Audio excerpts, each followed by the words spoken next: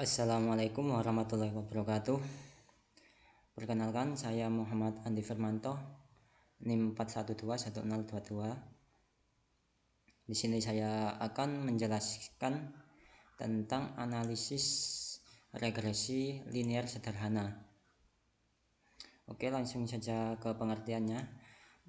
Jadi, pengertian analisis regresi linear sederhana yaitu mengestimasi besarnya koefisien yang dihasilkan dari persamaan yang bersifat linear yang melibatkan satu variabel bebas atau independen variabel, digunakan sebagai alat untuk memprediksi besarnya nilai variabel tergantung atau dependent variabel. Dalam analisis regresi linear sederhana akan dikembangkan sebuah estimating equation atau persamaan regresi, yaitu formula matematika yang mencari nilai variabel tergantung atau dependent variabel dari variabel bebas atau independent variabel yang diketahui. Lalu syarat yang harus dipenuhi jika melakukan analisis regresi linear sederhana. Yang pertama, data kedua variabel berbentuk data kuantitatif atau internal dan rasio. Yang kedua, data berasal dari populasi yang berdistribusi normal. Yang ketiga, varian distribusi variabel tergantung atau dependent variabel harus konstan untuk semua nilai variabel bebas atau independent variabel. Hubungan kedua variabel harus linear dan semua observasi harus saling bebas. Berikut contoh kasusnya, yaitu seorang peneliti ingin mengetahui seberapa besar sumbangan efektif antara motivasi kerja dengan prestasi kerja. Untuk itu diambil sampel secara random di bagian operator sebanyak 30 subjek. Datanya adalah sebagai berikut. Jadi ini datanya.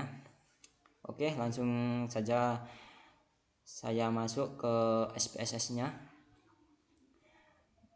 Lalu kita klik variable view. Pada tab nama ini kita kasih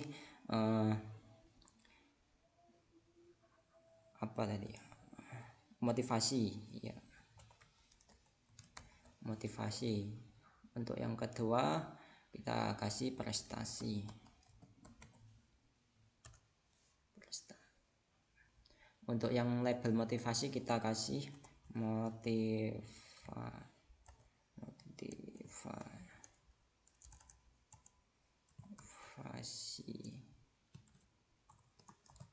Dan untuk yang prestasi kita kasih prestasi kerja.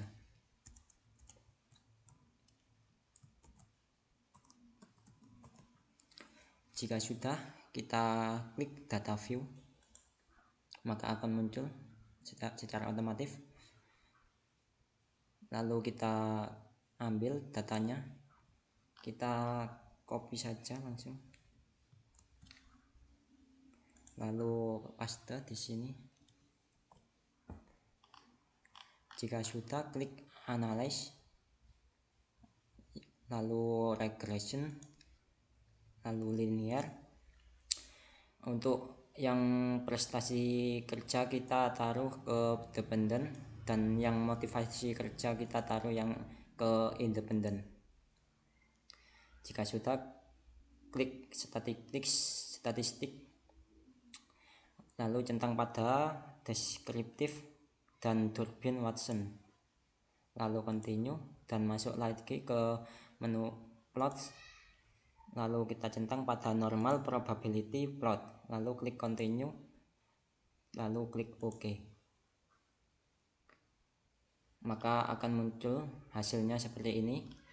Jadi pada tabel correlation memuat korelasi atau hubungan antara motivasi kerja dan prestasi kerja. Dari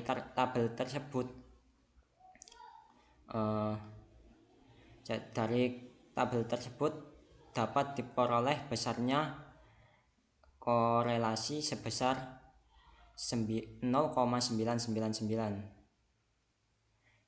dan dengan signifikasi 0,00. Karena signifikasinya kurang dari 0,5, maka HO ditolak, yang berarti HA diterima. Artinya terdapat hubungan yang signifikasi antara motivasi kerja dan prestasi kerja berdasarkan harga koefisien korelasi yang positif, yaitu 0,999. Maka arah hubungannya adalah positif. Hal ini menunjukkan bahwa semakin tinggi motivasi kerja, maka akan diikuti oleh semakin tinggi prestasi kerja. Lalu untuk pada tabel model summary diperoleh hasil R square sebesar 0,998. Angka ini adalah hasil pengkuadratan dari harga koefisien korelasi atau 0,999 kali 0,999 dan hasilnya sama dengan 0,998. Lalu R square disebut juga dengan koefisien determinasi, yang berarti 99,8% variabel prestasi belajar dipengaruhi atau dijelaskan oleh variabel motivasi belajar. Sisanya sebesar 2% oleh variabel lainnya.